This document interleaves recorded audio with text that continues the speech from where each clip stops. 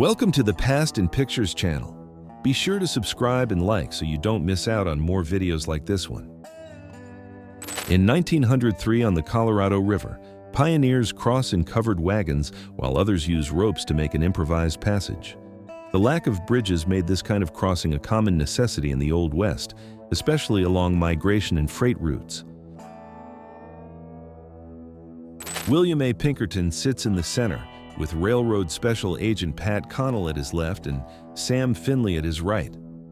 Pinkerton was one of the heads of the Pinkerton Detective Agency, known for guarding trains, investigating crimes, and tracking down robbers in the Old West. A group of Apache prisoners rests beside the Southern Pacific Railroad near the Nueces River in Texas in 1886 while being transported under custody of the United States Army. This movement took place after fighting tied to the Apache Wars, a period marked by Native resistance to American expansion. The photograph shows the effects of the Great Fire that struck Rawhide, Nevada in 1908, destroying much of the town's wooden buildings. Rawhide had been founded only 2 years earlier after gold and silver were discovered and had drawn thousands of people seeking fortune. Cowboys appear capturing a gray wolf at Roundup, Wyoming in 1887, at a time when such animals were common on the Great Plains. Because wolves often attacked cattle, ranchers and cowhands organized hunts to track them down and protect their herds. Butch Cassidy's Wild Bunch, active at the end of the 19th century, was made up of 11 members known for robberies and daring getaways in the Old West. Most did not live past 1900, and only 2 reached the early 20th century. The group is remembered for its boldness and its lasting place in Western stories. The photograph shows Dick Latham returning in 1888 with a hunted antelope slung over his horse, showing the skill needed for hunting in the Old West. The practice was vital for securing food in rural and distant areas where resources were limited and self-reliance was part of everyday life. 2 men appear talking in South Dakota between 1887 and 1892 in an area tied to agricultural expansion and the movement of travelers across the West, perhaps showing a farmer and a merchant, a sheriff and a stranger, or a land deal in a growing region. Meetings like this were common in towns and on farms of the time. A man fills a barrel at a lonely well 30 miles north of Palomas, Arizona in 1907, drawing water in a harsh, dry landscape. In the desert of the Old West, spots like this were vital for travelers, animals, and freight on long routes without natural sources of water. Warm spring scouts appear in the lava beds of California in 1873 during the Modoc War, serving as allies of the United States Army. Donald McKay leans against the rock, identified among the group that searched the volcanic ground to locate Modoc positions. A group of men gambles at a game of faro inside a saloon in Bisbee, Arizona in the year 1900, gathered around the table. Faro was one of the most popular card games in the Old West, drawing miners, cowboys, and travelers who looked for quick bets and entertainment between days of hard work. 3 women and 1 man on horseback appear at Fort Verde in the Arizona Territory wearing official uniforms sometime between 1884 and 1887. The fort served as a military post responsible for protecting settlers and transport routes, acting as a base for patrols, trail security, and support for nearby communities. A high bridge appears on the road between Ouray and Silverton in southwestern Colorado around 1890, set in a mountain landscape tied to the movement of workers and supplies. The region was a major silver mining district in the late 19th century, with steep roads used to link mines, villages, and trade centers. Workers laid tracks for a new railroad in Arizona in 1898, taking part in a project pushing across the dry western landscape. The construction was part of a national effort to link the territory to urban and industrial centers in the United States, easing the transport of people, ore, and supplies. The camp of the 7th Cavalry at the Pine Ridge Agency in South Dakota, on January 19, 1891, stands after weeks of tension in the region. The site was tied to the final clash between the Lakota and United States troops, marking the end of organized Native resistance in that area. In 1900 in Nome, Alaska, two miners weighed the gold they recovered during the rush that began in 1898 and drew thousands of people to the region. The scale and bags of ore reflect the intense labor carried out on the frozen beaches and fields used for digging. A photograph from 1903 shows two Apache women gathered around a campfire in a moment of closeness at camp.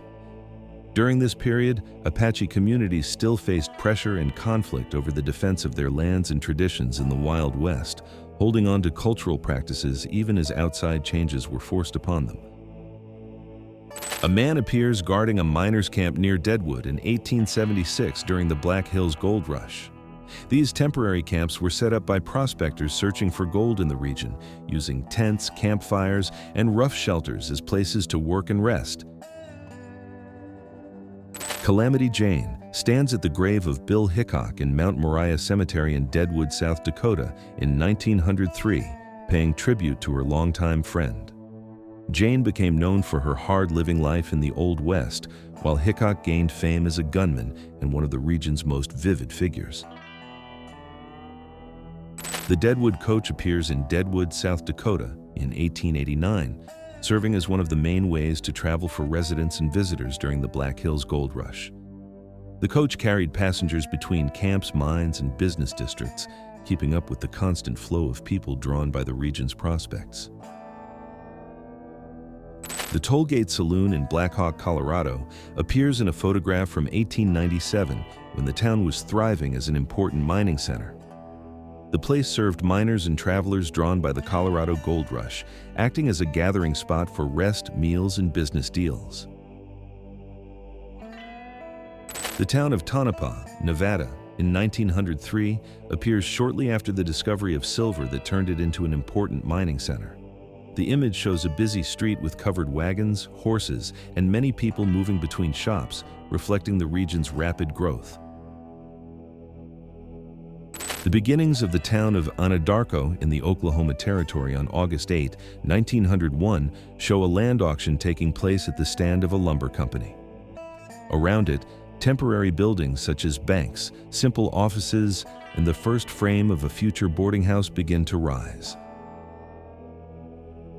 The image shows the town of Deadwood in 1876 during the Black Hills Gold Rush, with plank streets and simple buildings that reveal its rapid growth.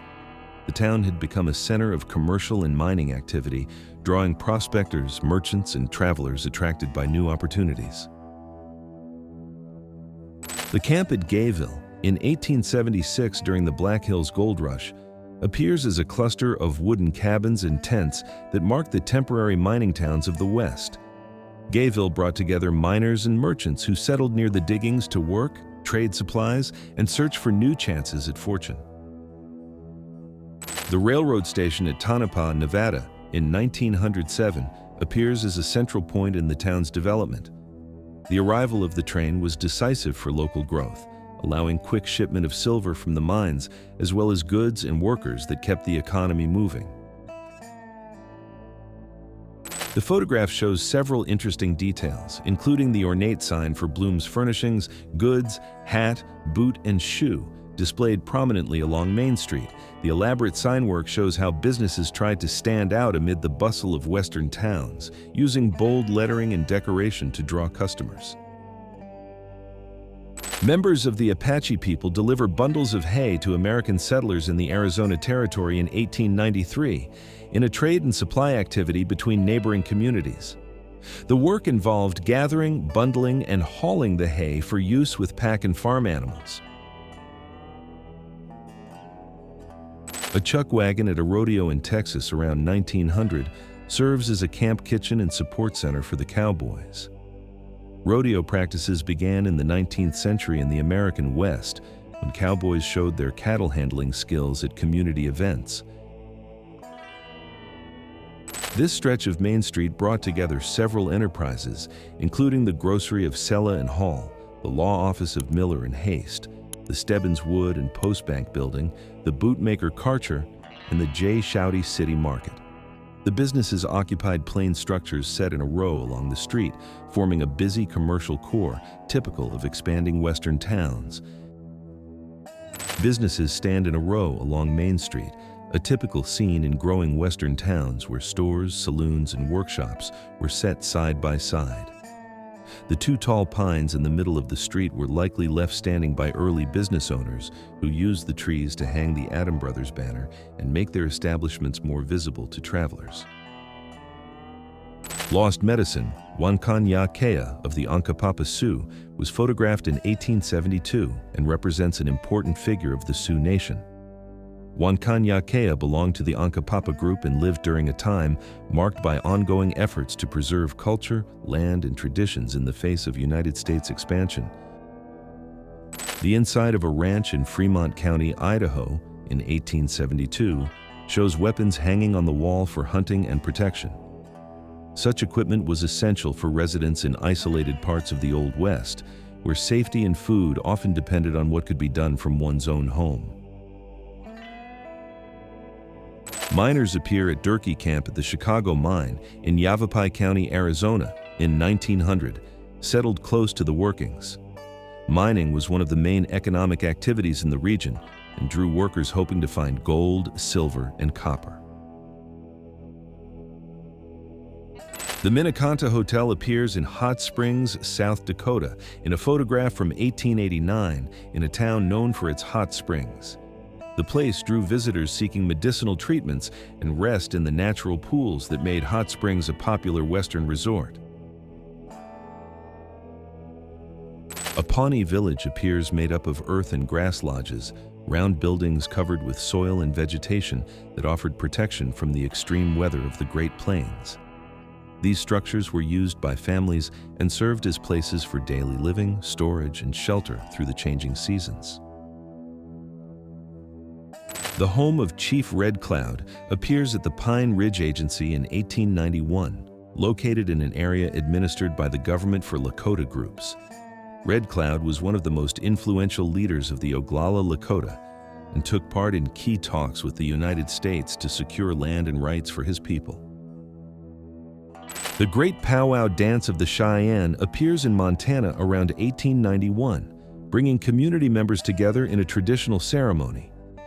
Powwows were important gatherings where Native peoples celebrated culture, spirituality, and identity through dance, song, and their own symbols. Kiowa dancers in traditional dress appear in the Oklahoma Territory in 1902, taking part in ceremonies that preserved their people's culture. The sacred dances were held to honor spirits, mark important events, and strengthen community ties. These gatherings kept Kiowa identity alive during a time of sweeping change in the West. A delegation, made up of Kiowa, Apache, and Comanche representatives, appears gathered during a time of negotiations with the United States government on the Great Plains. Apache John and Big Looking Glass of the Comanche people are among the leaders who spoke for their communities amid colonial expansion and land disputes. Rural life in Nebraska is recorded by Solomon Butcher in 1886, showing the daily routines of settlers who occupied the Great Plains. The scene reflects everyday work in a demanding environment marked by harsh winters and hot summers. A market appears on Military Plaza in San Antonio, Texas in 1887, serving as one of the city's main trading centers. Farmers, shopkeepers, and peddlers gathered there to trade cattle, food, and handmade goods amid constant activity. The crew of the boat picture appears at Diamond Creek after traveling up the Colorado River through Black Canyon in 1871, bringing together explorers and local helpers. In the center stands photographer Timothy O'Sullivan, fourth from the left, beside members of the Wheeler expedition and native guides who aided the navigation and mapping of the region. Members of the 40th Parallel Expedition Team, led by Clarence King, appear near Oriana, Nevada in 1867, gathered during one of the first detailed geological surveys of the American West. The expedition aimed to map rock formations, record mineral resources, and document the character of the land in little-studied regions. Lieutenant Colonel Baker appears with other officers at Fort Ellis, Montana in 1871, during a time when the post served as a strategic base in the West. Founded in 1867, Fort Ellis was meant to protect settlers and wagon trains traveling through the region and served as a military base during conflicts with native nations. A mealtime scene during a rodeo between 1887 and 1892 shows cowboys taking a break from cattle work. At temporary camps, cooks prepared meals over open fires to feed the crew after long days on the range. The photograph shows buckboard wagons fording the Gila River near San Carlos, Arizona in 1885, pulled by horses or mules. These light vehicles were used to carry people and supplies over rough western terrain. The river crossing illustrates the common hardships faced by travelers who had to adapt their routes to the natural conditions of the region. In 1900, miners rest in the Yellow Aster Saloon in Randsburg, California, a simple establishment built from wood and canvas. The place served drinks and acted as a gathering spot for workers coming in from the mines in search of a break in company. A fishing camp set up by Chinese settlers appears at Point San Pedro, California in 1889, placed close to the shoreline to make daily work easier. The group lived by catching and drying seafood, which was sold in local markets and shipped to other regions. Chinese miners in Tuolumne County, California, around 1866 worked during the gold rush. Even while facing hard conditions and discrimination, they contributed in important ways to the local economy and to the development of mining districts in the West. The photograph shows the construction of the Goldfield News Office and the Goldfield Hotel around 1907 in the town of Goldfield, Nevada. After gold was found in 1902, Goldfield grew rapidly, drawing miners, businesses, and new residents. About 20,000 spectators gather to watch a rock drilling contest in Goldfield, Nevada, around 1907. Such competitions were popular at the height of mining and served to test the skill and stamina of miners who worked in hard and dangerous conditions. The barrel house of Tonopah, Nevada, built around 1905, appears as an unusual structure made from reused wooden and metal barrels that once carried water, oil, and other supplies. The building showed the creativity of residents in a fast-growing mining town, where whatever materials were at hand were put to work in functional buildings. A delivery of Moet and Chandon champagne appears in Tonopah, Nevada, around 1913, with bottles carried in crates on wagons. The scene reflects the level of luxury that reached the town during its mining peak, when prosperity brought imported goods and more polished ways of living. The arrival of a stagecoach in the town of Ely, Nevada, during Railroad Day in September 1906 marked a turning point for the region. The event celebrated the opening of the railroad that now linked Ely to nearby industrial and mining centers, easing the movement of people and freight. A carriage crosses the desert near Goldfield, Nevada, around 1905, traveling through dry country marked by extreme temperatures. Journeys in this region demanded stamina from passengers, drivers, and animals, since long stretches had to be covered without shade or reliable water.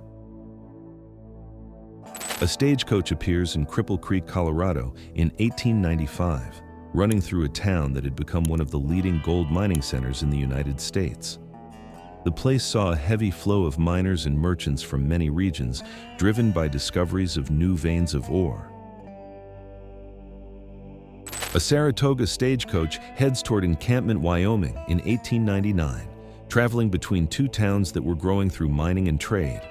The route linked the diggings, small businesses, and workers' camps, serving as essential transport for passengers and freight.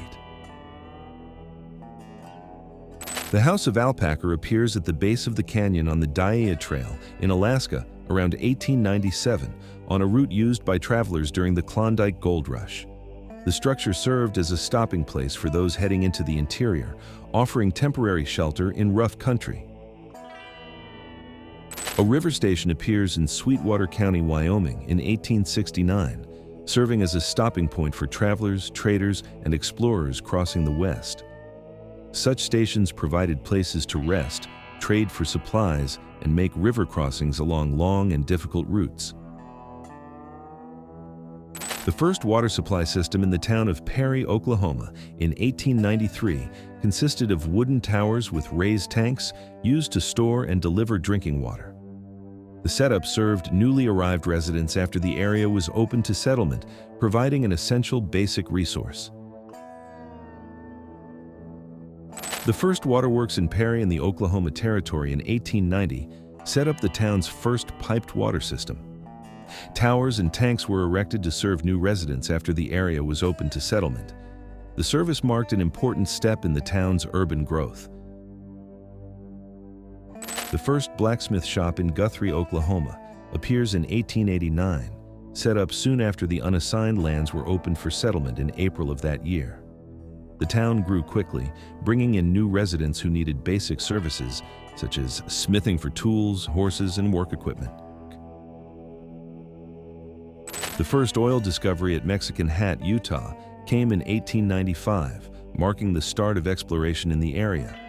The place took its name from a rock formation that resembles a hat balanced on a narrow base. The strike drew explorers and investors who wanted to develop wells in a still sparsely settled part of the West. The Old Mission Church at Zuni Pueblo in New Mexico appears from the Central Plaza in 1873, originally built by Spanish missionaries in the 18th century. The structure was part of efforts to convert native peoples of the region, blending European architecture into the local setting. A group of men plays a game of poker at John Doyle's ranch in Arizona between 1887 and 1889, meeting to gamble after work. Poker was one of the most popular games in the Old West, found on ranches and saloons and in mining camps. The horse handler in Bonham, Texas, photographed in 1910, shows a worker devoted to caring for and preparing animals used in rural tasks. Founded in 1842, Bonham served as a waypoint for traders and explorers and became known for its ties to ranching and traditions that helped shape rodeo culture. A man stands beside the furnace used to run the steam pump at McClung Ranch in Kern County, California in 1888. This kind of equipment was vital for moving water on rural properties, supporting irrigation, livestock watering, and other ranch work. The photograph shows a group from Sioux City in a horse-drawn carriage visiting the Dakota Hot Springs in 1889. The crowded wagon demonstrates the enthusiasm for group outings in the West before railroads became widely available. A light iron track used for hauling timber appears around 1902, with a wagon pulled by 8 horses moving along the line. This system combined light rails with animal power to move logs and supplies in forest areas where locomotives did not yet run. A group of Paiute or Paiute people appears near the Cedar region of Utah in 1872, living in a homeland that reached across parts of Utah, Arizona, Nevada, and California. The Paiute survived through hunting, gathering, and tending small fields suited to the dry lands of the Southwest. Paiute people appear in northern Arizona around 1874, kindling fire by friction, a traditional method that used dry wood and pressure to make sparks. This technique was essential for cooking, staying warm, and keeping the camp going through cold desert nights. 2 Mescalero Apache women appear in a camp in New Mexico between 1890 and 1910, a period when the Mescalero Apache people lived in the mountain country of the Southwest. Their communities followed a way of life based on hunting, gathering, and raising livestock, occupying valleys and ridges that offered shelter and natural resources. A Pueblo man appears with a lariat around 1890 in a scene tied to daily work in the West. Pueblo people were known for their skill in raising cattle handling herding duties and animal care in their communities. The use of the rope was an important practice, allowing them to catch and control cattle efficiently. Cowboys on horseback appear in Nebraska, possibly in the Round Valley area of Custer County in 1888, when the region stood out as a center of cattle ranching. The location brought together cowhands responsible for driving large herds across the wide plains, working long days on the trail. Teachers and children stand in front of an adobe school in Woods County in the Oklahoma Territory around 1895, in a rural area that used simple materials such as earth and wood to raise its buildings. These schools served scattered communities and acted as basic learning centers for farm children. A Cheyenne woman nearly 100 years old appears in a photograph from 1888, representing an elder of one of the Great Plains nations. The Cheyenne people were known for their warrior culture, their traditions, and their endurance in the face of the changes brought by the expansion of the United States.